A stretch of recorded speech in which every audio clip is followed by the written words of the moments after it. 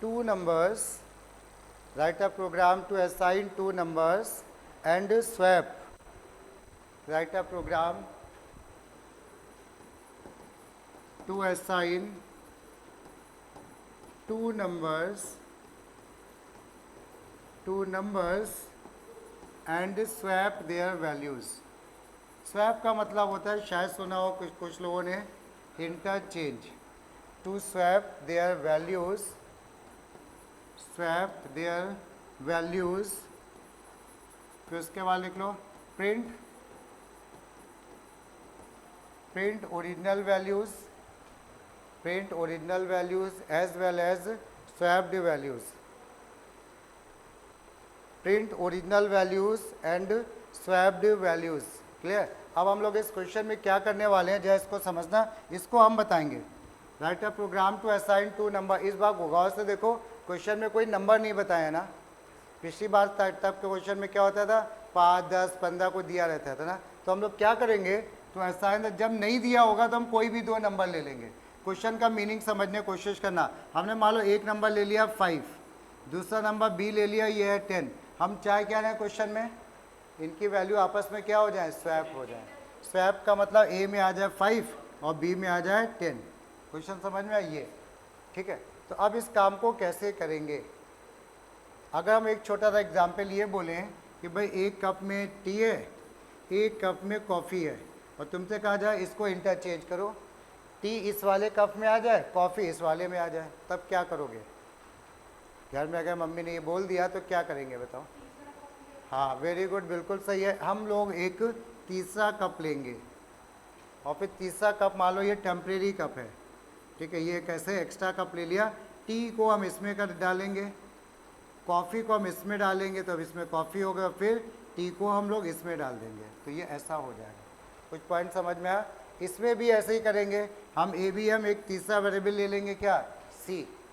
ये सी ले लेंगे. अभी सी में हम पहले किसको ट्रांसफ़र करेंगे, हाँ 5 को हम इसमें ट्रांसफ़र करेंगे, 5 आ गया. अब बी को हम इसमें कॉपी करेंगे, तो यानी बी को हम ए में कॉपी करेंगे, तो अब बी कितना हो जाएगा, 10. अब क्या करेंगे, इसको हम इसमें कर देंगे, तो ये हमें ऐसा क्वेश्चन दिखेगा. लॉजिक तो आ गया ना समझ में. अब बात आई भाई कि इसको लिखते कैसे होंगे, ये देखते हैं. तो जरा स्टार्ट करो. क्लास का नाम दो स्वैप.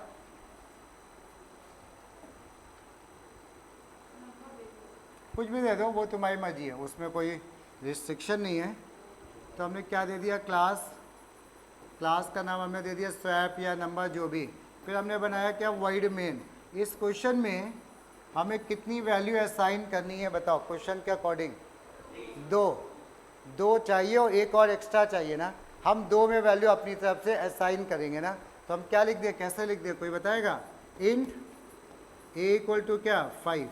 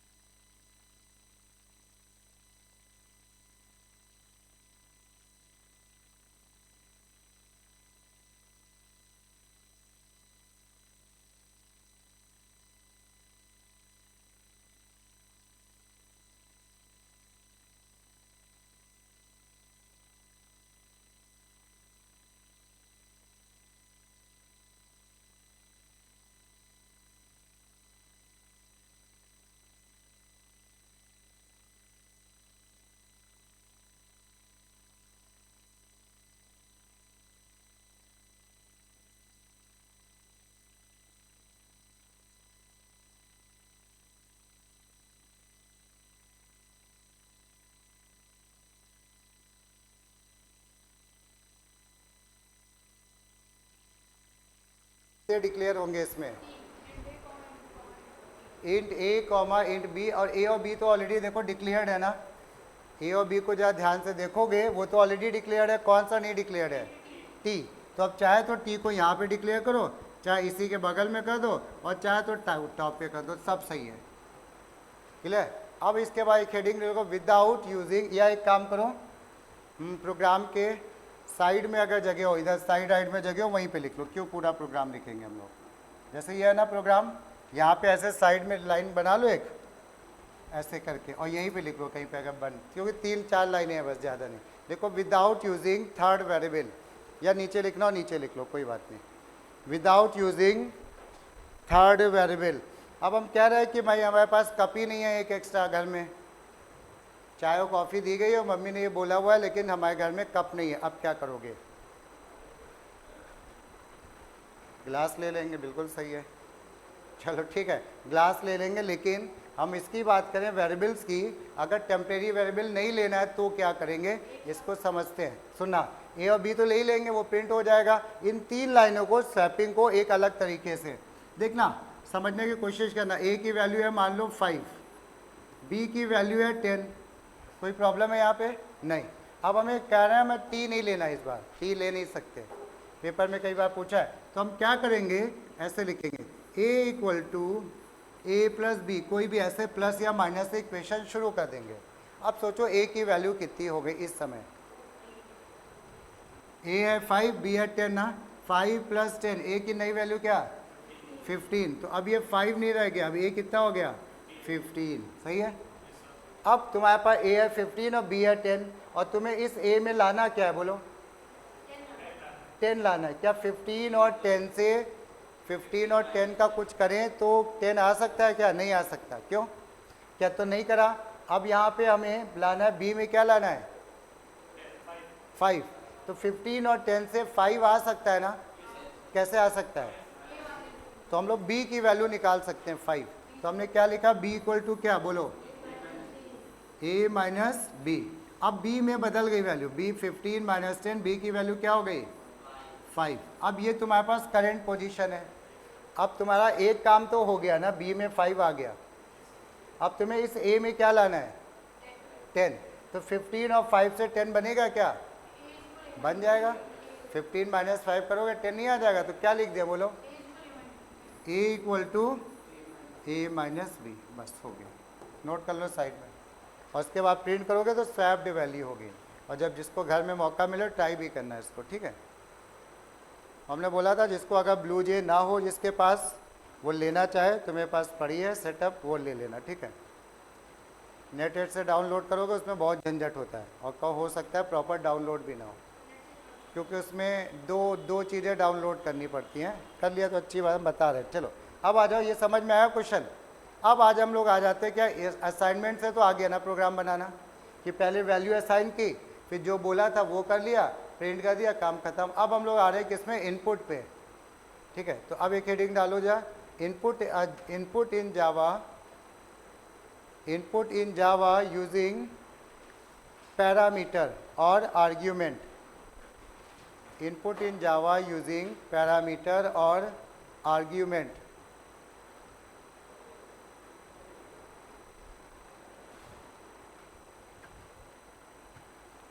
ये पैरामीटर क्या होता है पता है? पैरामीटर वो होता है जो यहाँ पे ब्रैकेट में कुछ लिखते हो ना, इसको हम लोग क्या बोलते हैं? पैरामीटर, या इसी को हम क्या बोलते हैं? आर्ग्यूमेंट, ठीक है। तो हमें क्या करना है, इस पैरामीटर के थ्रू इनपुट करना है। इनपुट का मीनिंग क्या होता है कि जो यूज़र बताएगा नंबर ए और बी में वही नंबर आएगा। जबकि इस प्रोग्राम में क्या हो रहा है, 50 बार प्रोग्राम करोगे आंसर वही सेम आएगा। क्यों? ए और बी की वैल्यू तो क्या हमारी है? फिक्स, चेंज तो नहीं हो रही है ना। बट हम चाहते हैं जो हम वैल्यू बताएंगे उस पर काम करें, उसको बोलते हैं पैरामीटर। तो अब आ जाओ, इसको हम लोग प्रोग्राम लिखते हैं। देखो एक सिंपल प्रोग्राम से, write a program to input 2 numbers using parameter। Write a program to input 2 numbers using parameter, then calculate their sum and product, and print it। और जो कैलकुलेट होता है वो प्रिंट जरूर होता है, ये ध्यान रखना। Calculate and calculate the sum and product and print it, बात समझ में, एंड प्रिंट इट। अब जो आते हैं, एक क्वेश्चन हम बता रहे हैं, फिर एक क्वेश्चन तुम लोग करोगे। हमें इस बार ये डिसाइड करो नंबर कितने इनपुट करने हैं क्वेश्चन के अकॉर्डिंग, बोलो 2 है ना। तो हम इंटीजर ए ले लेते हो, एक इंटीजर बी। असाइन करना होता अगर हम क्या करते हैं, तो हम ऐसा करते हैं, इंटीजर ए में कोई नंबर ले लेते हैं, इंटीजर बी में कोई नंबर ले लेते हैं। बट इस बार असाइन नहीं करना है ना हमको, हमें इनपुट करना है, जो हम चाहेंगे वो नंबर जब प्रोग्राम चलेगा तब हम बताएंगे नंबर ए और बी की। तो क्या किया उसके लिए, क्लास का नाम दे दिया हमने नंबर, ब्रैकेट ओपन किया, वाइड मेन। कितने नंबर इनपुट करने हैं बोला भाई, 2। Integer a comma integer B, इसको बोलते हैं इनपुट। ऐसे चाहे लिख भी लेना, इनपुट यूजिंग पैरामीटर, ये इसी को बोलते हैं इनपुट यूजिंग पैरामीटर। तुम्हारे पास 2 नंबर आ गए, किस किस वेरिएबल में बोलो, किस में आया वेरिएबल में, ए में आया। जब इनपुट नंबर टाइप करोगे तो पहला नंबर आएगा ए में, दूसरा नंबर किस में आएगा, बी में। अब क्वेश्चन में जो कहा है वो नंबर ए और बी का वो कर दो। क्या कहा है इसमें, सम और प्रोडक्ट। तो हमने क्या किया, इसके लिए वेरिएबल एक ले लिया, integer S, sum equal to A plus B semicolon, और फिर प्रोडक्ट में हमने बोला integer P equal to A multiplied by B. ये सम आ गया और ये आ गया क्या, प्रोडक्ट। हाँ बोलो।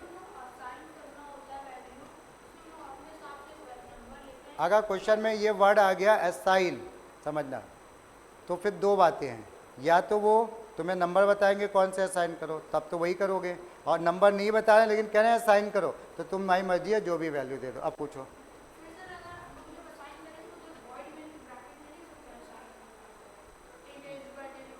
नहीं, बिल्कुल नहीं अलाउड है।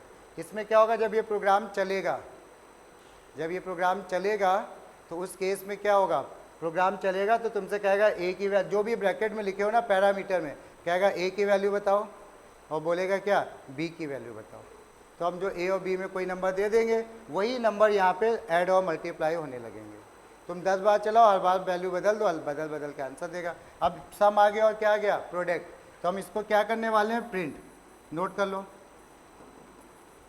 सम equal to plus S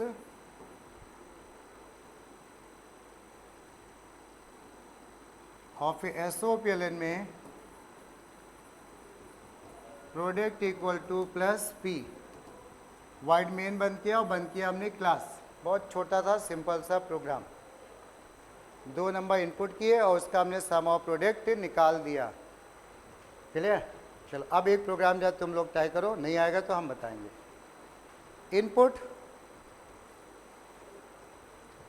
input L B H of a cuboid, length breadth and height की बात चल रही है।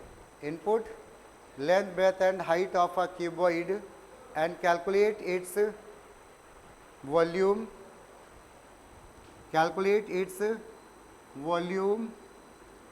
और वॉल्यूम में फॉर्मूला तो मेरे ख्याल से सबको पता ही होगा ना, ठीक है। तो लिखना चाहे लिख लो, volume L B H and surface area, volume and surface area. और सरफेस एरिया का फॉर्मूला ये 2LB plus BH plus HL।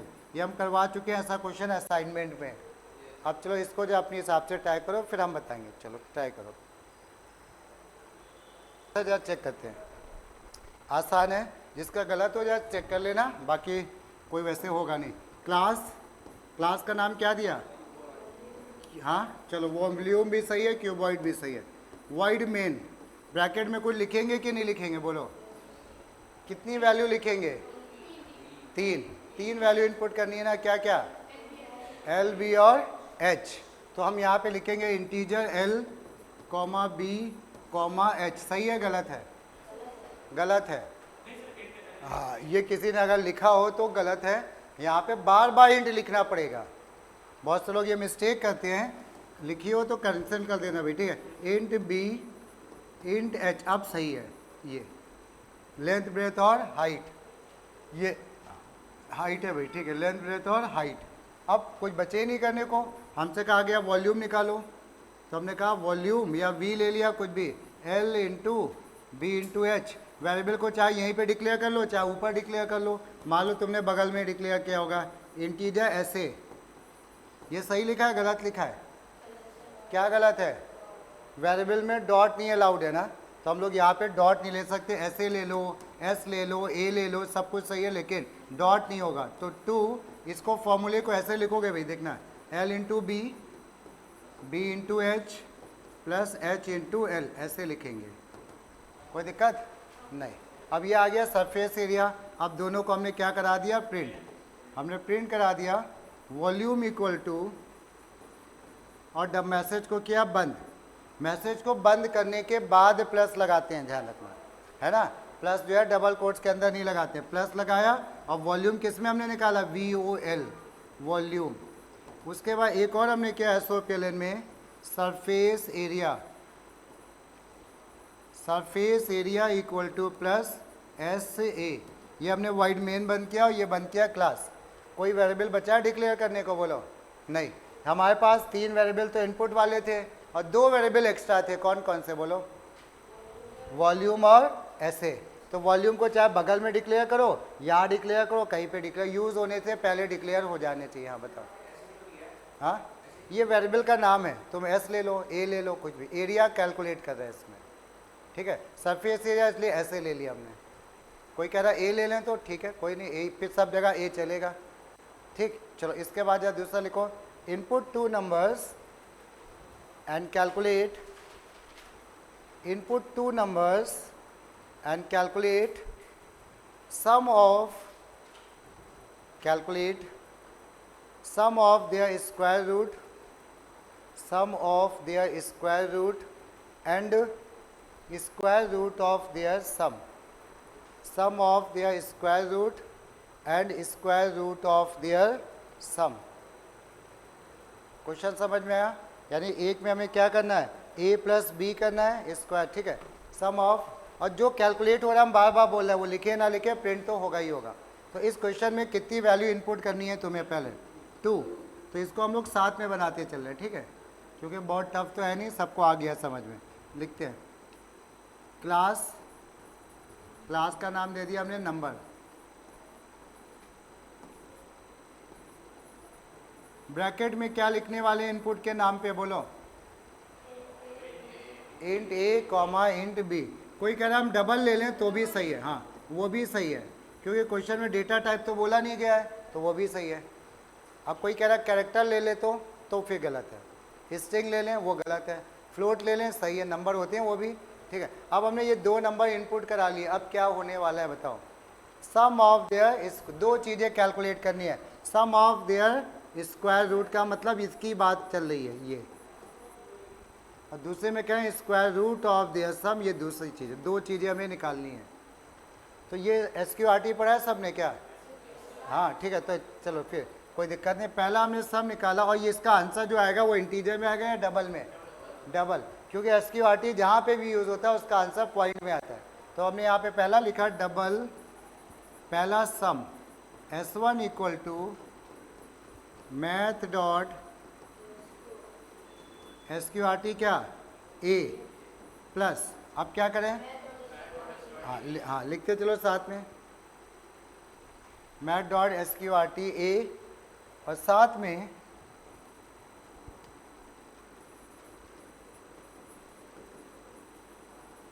Math dot SQRT B। उसके बाद दूसरा सम हमने निकाला डबल S2। इसको जा तुम लोग अपने आप, हाँ चलो अपने आप ट्राई करो और दोनों SOPLN को करो अपने हिसाब से।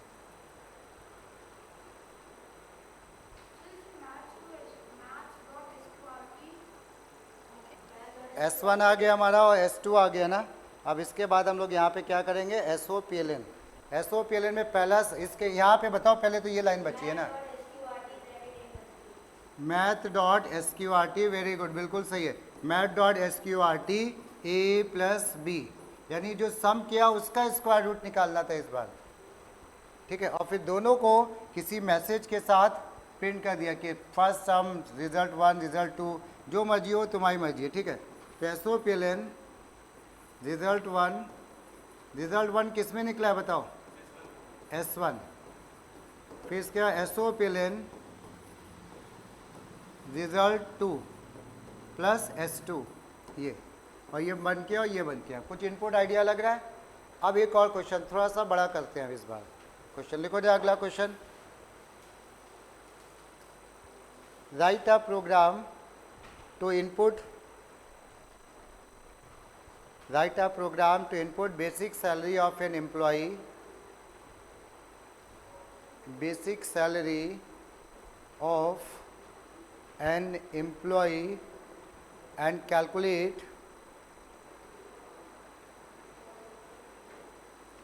calculate the gross salary, GROSS, and calculate the gross salary, input basic salary and calculate the gross salary।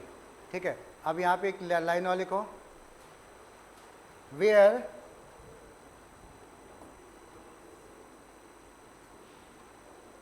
ठीक है, वेयर, अब लिखते चलो फिर हम इसका क्वेश्चन का मतलब भी समझाएंगे। वेयर डियरनेस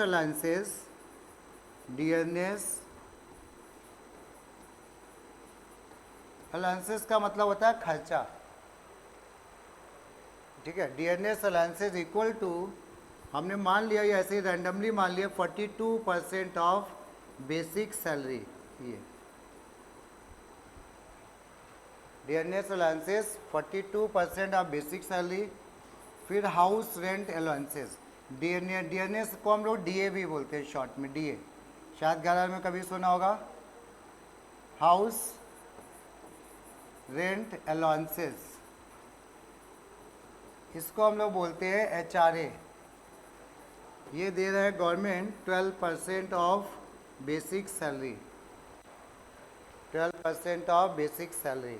फिर एक दे रहा है यहाँ पे TA, ट्रैवलिंग अलाउंसेस,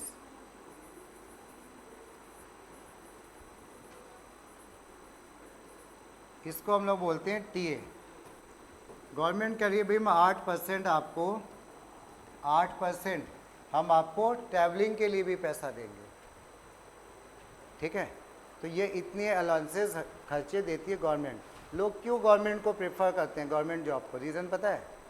इसलिए प्रेफर करते हैं, तुमने मान लो कहीं पे कहा कि भाई हम प्राइवेट कंपनी में काम कर रहे हैं, ठीक है, प्राइवेट कंपनी में काम कर रहे हैं, ICICI बैंक में, ठीक है, करो। वो कह देंगे आपकी सैलरी 1 लाख रुपए, तुम बड़े खुश, तुमने कहा अरे वाह 1 लाख रुपए सैलरी, ठीक, ले ली। अब एक गवर्नमेंट वाला, उसको 1 लाख नहीं मिली है, उसको 60,000 रुपये मिली मान लो, तो पता है ये 60,000 रुपये वाला ज़्यादा खुश है। क्यों? ये तो सैलरी है केवल, गवर्नमेंट और फैसिलिटी भी देती है। वो क्या देती है? Dearness allowances. डियरनेस अलाउंसेस का मतलब होता है महंगाई भत्ता, जिसको हिंदी में कहते हैं। मान लो एक स्टेट बैंक में तुम्हारे पापा मैनेजर हैं, तो मान लो वो कानपुर में है, ठीक। अब एक कोई और है आदमी, वो भी स्टेट बैंक में मैनेजर है, लेकिन वो किसी बहुत इंटीरियर गांव में है, तो क्या लगता है दोनों के खर्चे सेम होंगे? कानपुर वाले का खर्चा ज़्यादा होगा ना, गांव वाले का खर्चा होगा ही नहीं। और अगर एक मुंबई में है तो उसके कंपैरिजन में कानपुर वाले का खर्चा कम है, मुंबई वाले का और होगा। महंगाई हर जगह की बदलती है ना, उसी को बोलते हैं क्या, टायर 1 सिटी, टायर 2 सिटी, ऐसे, ठीक है। तो गवर्नमेंट क्या करती है, सैलरी उसने कहा कि 20,000 है, 20,000 तो आपकी 60,000 है, वो तो देगी, अब फिर उसके अलावा ये भी देगी। तो अब यहाँ पे उसके बाद लिख लो, एक लाइन और लिखो, gross salary, gross salary, gross salary का मतलब होता है जो हमारे हाथ में आती है, ग्रॉस सैलरी। और ग्रॉस सैलरी में हमने ऐसा करा, क्या क्या, basic salary plus DA plus TO, इसको इंपॉर्टेंट कर लेना, इंपॉर्टेंट क्वेश्चन में HRA माइनस PF। ये PF का मतलब है प्रोविडेंट फंड। अब जाके हमारा पूरा क्वेश्चन कंप्लीट हुआ है, ठीक है। तो हम इस क्वेश्चन को बता रहे हैं क्या करना है।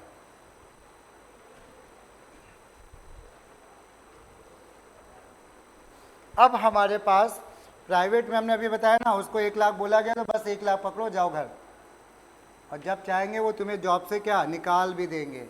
आज एक इंग्लिश का वर्ड चला है आजकल, क्या, यू आर फायर्ड।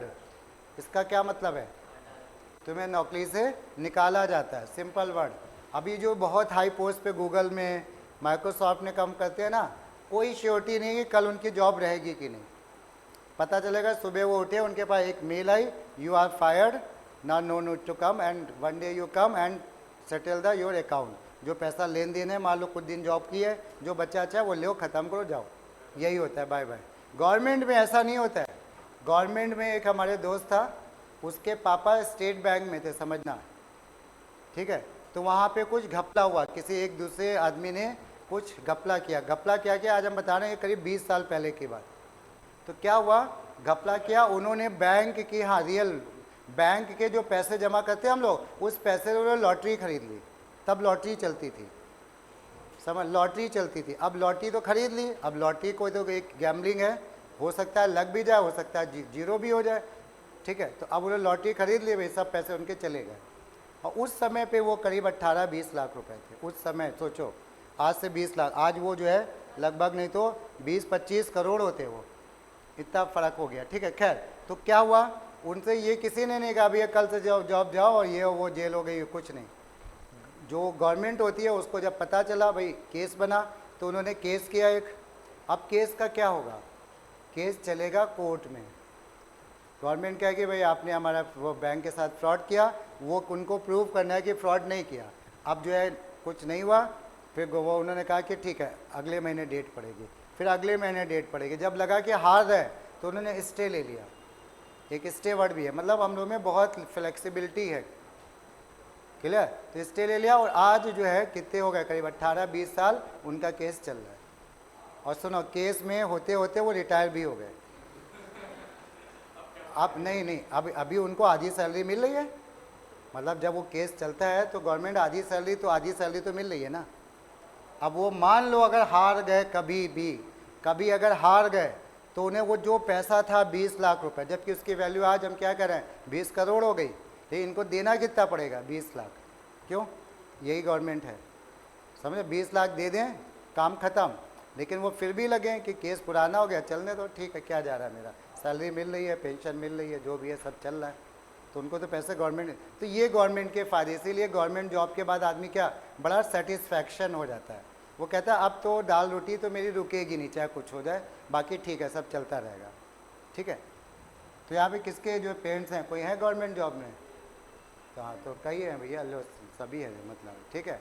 तो लेकिन अभी जो अपने बाबा जी आ गए ना, मोदी बाबा, इन्होंने लेकिन थोड़ी सी गवर्नमेंट जॉब वालों की ऐसी की तैसी कर दी। अब वो इतना काम करवा रहे हैं, इतना काम करवा रहे हैं कि मतलब वो पूछो नहीं, मतलब अच्छा, हाँ अच्छा। तो मतलब उन्होंने जो पहले फैसिलिटी, आप पेंशन भी बंद कर दी, जो पहले फैसिलिटी थी ना वो सारी बंद कर दी, इन शॉर्ट। तो खैर वो तो गवर्नमेंट का अपना अपना सिस्टम है, ठीक है, उसको है। तो क्वेश्चन ये था, हम लोग को इनपुट क्या करना है इस क्वेश्चन में, बताओ। नहीं भाई, क्वेश्चन पढ़ो। बेसिक सैलरी, बेसिक केवल एक वैल्यू हम बताएंगे, और बेसिक सैलरी में फिर हम क्या करेंगे, डीए निकालेंगे, टीए, आरए और पीएफ। पीएफ क्या होता है ये पता है ना सबको, प्रोविडेंट फंड।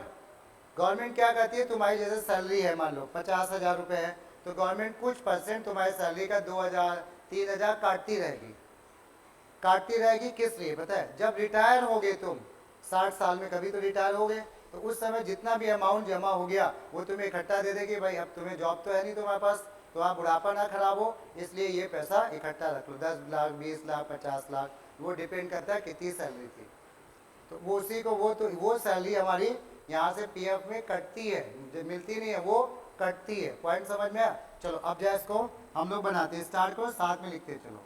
वैल्यू इसमें कितनी इनपुट होने वाली है भाई, एक। क्या चीज़, बेसिक सैलरी। लिखते चलो साथ में, क्लास का नाम हमने दे दिया क्या, सैलरी, ब्रैकेट, हाँ बिल्कुल दे सकते हैं, अलाउंसेस भी दे सकते हैं, ठीक है। उसके बाद हमने यहाँ पे लिखा वॉइड मेन। ये मेन मत समझना कि ना कोई कंपलसरी है, कुछ भी दे सकते हो, मेन, गेट, सेट, रेट, कुछ भी दे सकते हो। और इसमें हमने, क्योंकि अब सैलरी पैसे में तो मिलती नहीं है, तो हमने इंटीजर में ले ली, ठीक है, और नाम ले लिया बीएस, बेसिक सैलरी का लिए ले लिया बीएस। अब क्या करें, पहला काम कोई बताओ। पहले हम लोग सारी चीज़ें निकालें, DA, TA, HRA, PF सब निकालें। अच्छा, हमने एक चीज़ इसमें नहीं लिखी है, इसको नोट करो। हाँ, PF नहीं लिखा है तो यहाँ पे लिख लो provident fund, provident fund PF। PF जो है वो हमने कह दिया 8% ऑफ बेसिक सैलरी, वो भी 8% है मान लिया। ठीक है, तो अब हम लोग जो है स्टार्ट करते हैं। सबसे पहले हमने लिखते थे साथ में DA। इस बार वेरिएबल को हम ऊपर डिक्लेयर करेंगे। DA कितना था? 42%। 40, चलो अच्छा लिख ही लो, यहीं पे लिख लो, डबल DA 42/100.0। पॉइंट समझ में आया? इंटीजर अपॉन इंटीजर नहीं लिखते कभी, एक वैल्यू को डबल करते हैं। अगर 42/100 कर दोगे तो पता है कंप्यूटर में क्या दिखाएगा? 0, क्योंकि ये इंटीजर नहीं, एरर नहीं दिखाएगा, 0 माने, क्योंकि ये इंटीजर है और ये भी इंटीजर है। Integer upon integer answer computer में आता है क्या? इंटीजर। तो integer multiplied by anything equal to 0। तो इसलिए चाहे 42 को डबल बना दो और चाहे इसको डबल बना दो, आदत डाल लो कि नीचे की वैल्यू को हम डबल कर देंगे। 42% ऑफ किसका? 42% ऑफ BS। फिर आ जाओ डबल HRA। रहने के लिए वो घर भी देती है भाई, किराया। हाँ, घर नहीं, जैसे RBI कॉलोनी है, ये क्या, अब तुम्हें अगर कॉलोनी चाहिए तो कॉलोनी ले लो। अब तुम्हें कॉलोनी में रहना पसंद नहीं है तो उन्होंने एक फिक्स कर दिया कि भाई 10,000 रुपये आप रेंट के ले लो, आप किराया कहीं और ले लो। आपका अपना घर है तो फिर वो 10,000 आपको सैलरी में मिलेगी, समझ? लेकिन वो फिक्स है, ऐसा नहीं कितना भी महंगा। और कॉलोनी में घर दे दिया तो अब HRA नहीं मिलेगा, हमने आपको घर दे दिया, आप रहो। ये जो गवर्नमेंट बनती है ना, गवर्नमेंट कॉलोनीज, वो यही तो होती है। तो अब HRA में, HRA हमारा था 12% ऑफ बेसिक सैलरी। फिर आ जाओ डबल TA। डबल TA हमने मान लिया था 8% ऑफ बेसिक सैलरी। फिर उसके बाद हमने निकाला PF, डबल टाइप का PF, और जो PF था वो हमने वो भी 8% मान लिया। 8% ऑफ बेसिक सैलरी। और लास्ट में क्या करना रह गया क्वेश्चन में? हाँ, ग्रॉस सैलरी। ठीक, तो अब हम लोग यहाँ पे GS ले लेते हैं ग्रॉस सैलरी के लिए वेरिएबल। और GS कैसा होगा? इंटीजर की double? Double GS equal to कितना? Basic salary. बेसिक भी तो उसमें ऐड थी कि नहीं थी भाई? बेसिक भी थी। तो बेसिक क्या मतलब? BS plus DA plus TA plus HRA minus PF, ये। तो अब कुल मिला के हमारी ग्रॉस सैलरी बन गई। ग्रॉस सैलरी मतलब जो हमें सैलरी मिलेगी वो। और इसके बाद हमने ग्रॉस सैलरी को प्रिंट करा दिया भाई, gross salary equal to plus GS, ये। और इसका हमने ये वॉइड मेन बंद किया, ये क्लास बंद किया। वेरिएबल हमारे ऑलरेडी डिक्लेयर्ड है तो कोई अलग से डिक्लेयर करने की ज़रूरत नहीं है। आज हम लोग ने मेन चीज़ क्या समझे भाई? इनपुट कैसे करते हैं। और पिछली बार क्या समझा था? असाइनमेंट। तो अब असाइनमेंट और इनपुट में फ़र्क समझ में आया? बच्चे इसमें कंफ्यूज हो जाते हैं अक्सर और मार्क्स फालतू के कट जाते हैं। ठीक है, चलो बस इतना ही करो।